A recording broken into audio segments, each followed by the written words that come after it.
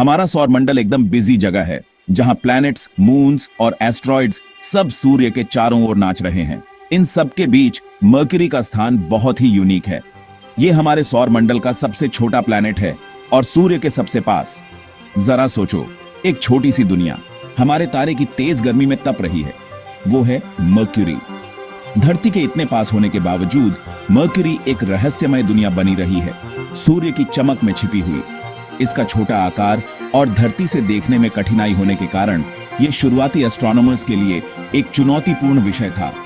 लेकिन टेक्नोलॉजी में प्रगति और साहसिक स्पेस मिशंस के साथ हम इस फैसिनेटिंग प्लैनेट के रहस्यों से पर्दा उठाना शुरू कर चुके हैं। सूर्य के चारों ओर इसकी यात्रा, जो सिर्फ 88 अर्थ डेज में पूरी होती है, हमारे सौरमंडल में काम करने वाली शक्तिशाली ताकतों का प्रमाण है।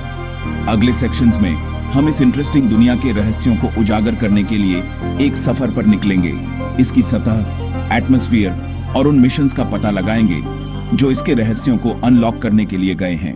मर्क्यूरी को अक्सर मैसेंजर प्लैनेट कहा जाता है क्योंकि ये आसमान में बहुत तेजी से घूमता है। ये बात एंशिएंट एस्ट्रोनॉमर्स ने ऑब्जर्व की थी।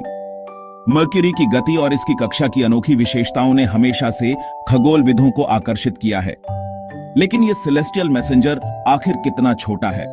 लगभग 3032 माइल्स 4800 किलोमीटर्स के व्यास के साथ मर्क्यूरी हमारे चांद से जरा सा ही बड़ा है।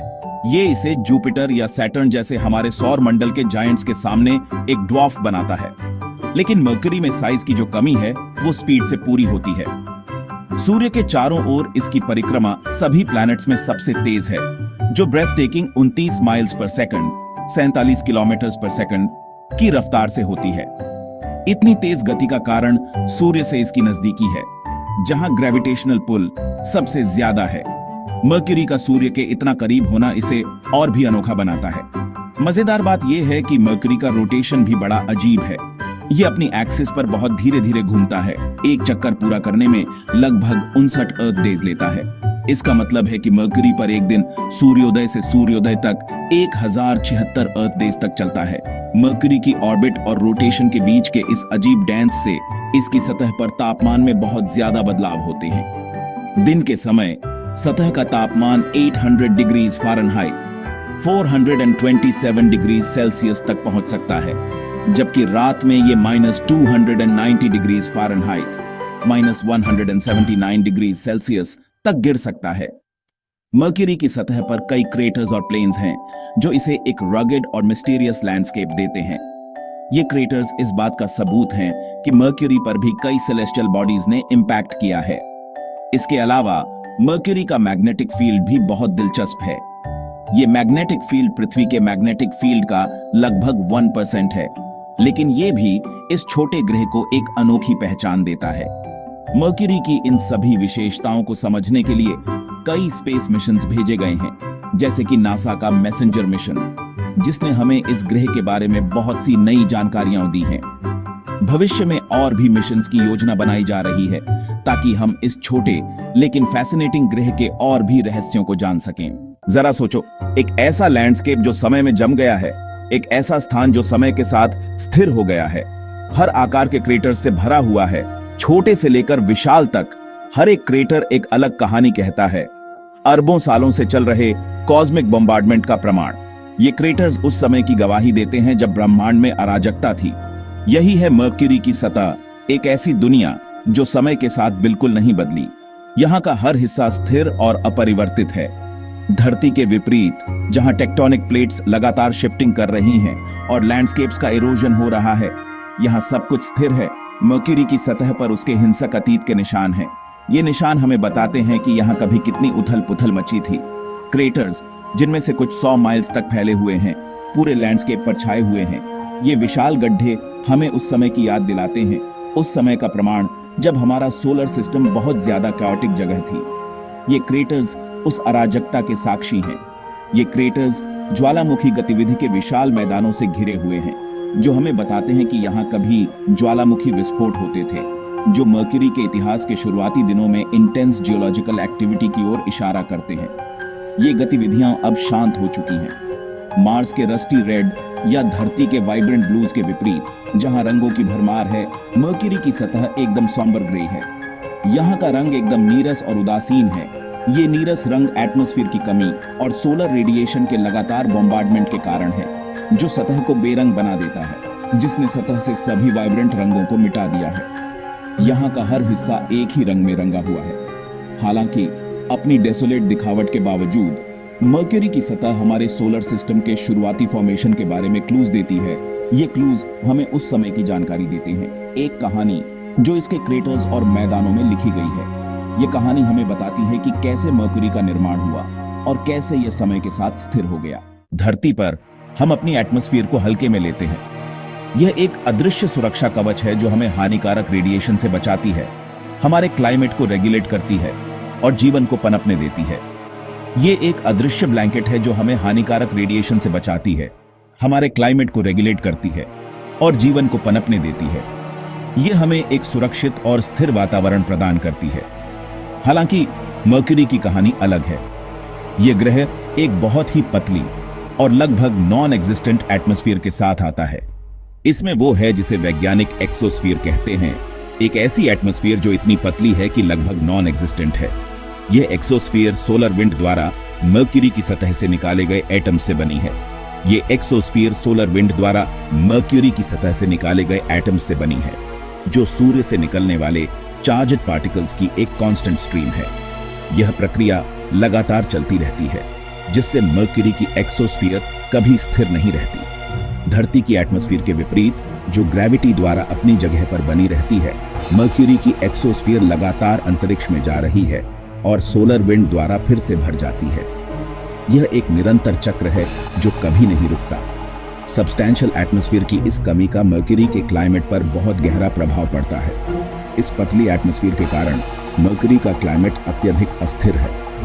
गर्मी को ट्रैप करने के लिए इंसुलेटिंग लेयर के बिना मर्क्यूरी पर तापमान बहुत ज्यादा बदलता रहता है। यह ग्रह एक दिन में अत्यधिक गर्मी और रात में अत्यधिक ठंड का सामना करता है। दिन के समय तापमान स्कॉचिंग 800 डिग्री फ़ारेनहाइट तक पहुंच सकता है, जो लीड को पिघलाने के लिए काफी है। यह तापमान इतना अधिक है कि इसे सहन करना असंभव है। वहीं रात के समय तापमान गिरकर फ्रिजिड -290 डिग्री फ़ारेनहाइट तक पहुंच जाता है, जो धरती पर कहीं भी नहीं होता। यह तापमान इतना कम है कि इसे सहन करना भी असंभव है। इस प्रकार मर्क्यूरी का वातावरण और क्लाइमेट दोनों ही अत्यधिक चरम पर है, जो इसे एक हॉस्टिल और इनहॉस्पिटेबल ग्रह बनाते हैं। सदियों तक मर्क्यूरी के बारे में हमारी समझ उसी तक सीमित थी जो हम धरती से देख सकते थे। शुरुआती एस्ट्रोनॉमर्स, जिनके पास टेलीस्कोप्स के अलावा कुछ नहीं था, केवल इसके फेजेस और आसमान में इसके तेज मूवमेंट को ही देख पाते थे। स्पेस एज की शुरुआत तक हमें इस रहस्यमय दुनिया के रहस्यों को सुलझाना शुरू नहीं हुआ। मर्क्यूरी पर जाने वाला पहला स्पेसक्राफ्ट नासा का मैरिनर 10 था, जिसने 1974 और 1975 में प्लैनेट के 3 फ्लाईबाइज किए। मैरिनर 10 ने हमें मर्क्यूरी की सतह की पहली क्लोजअप इमेजेस दी, जिससे इसके क्रेटर टेरेन का पता चला और सिग्निफिकेंट एटमॉस्फेयर की अनुपस्थिति की पुष्टि हुई। इन शुरुआती झलकियों ने इस रहस्यमय दुनिया के बारे में और भी सवाल खड़े कर दिए। वैज्ञानिक मर्क्यूरी की संरचना, इसके मैग्नेटिक फील्ड और उन प्रोसेसेस के बारे में और जानने के लिए उत्सुक थे, जिन्होंने इसकी अनोखी सतह को आकार दिया। इन सवालों के जवाब देने के लिए एक नई पीढ़ी के स्पेसक्राफ्ट की जरूरत होगी, जो प्लैनेट की परिक्रमा कर सके और ज्यादा डिटेल्ड ऑब्जर्वेशंस कर सके। 2011 में नासा का मैसेंजर स्पेसक्राफ्ट, जो mercury surface, space environment, geochemistry and ranging का शॉर्ट फॉर्म है, ने इतिहास रचा, जब यह मर्क्यूरी की परिक्रमा करने वाला पहला स्पेसक्राफ्ट बना। मैसेंजर ने 4 साल तक प्लैनेट की सतह की मेटिकुलसली मैपिंग की, इसकी संरचना का अध्ययन किया और इसके मैग्नेटिक फील्ड को मापा। मैसेंजर द्वारा भेजे गए डेटा ने मर्क्यूरी के बारे में हमारी समझ को बदल दिया। इसने वॉल्केनिक एक्टिविटी के ऐसे पैमाने पर होने का प्रमाण दिया जो पहले अनइमेजिनेबल था, जिससे पता चलता है कि मर्क्यूरी कभी बहुत ज्यादा जियोलॉजिकली एक्टिव दुनिया थी। स्पेसक्राफ्ट ने मर्क्यूरी के पोल्स पर परमानेंटली शैडोड क्रेटर्स में छिपी हुई वाटर आइस का भी प्रमाण खोजा, जो प्लैनेट के एक्सट्रीम टेम्परेचर्स को देखते हुए एक सरप्राइजिंग खोज थी।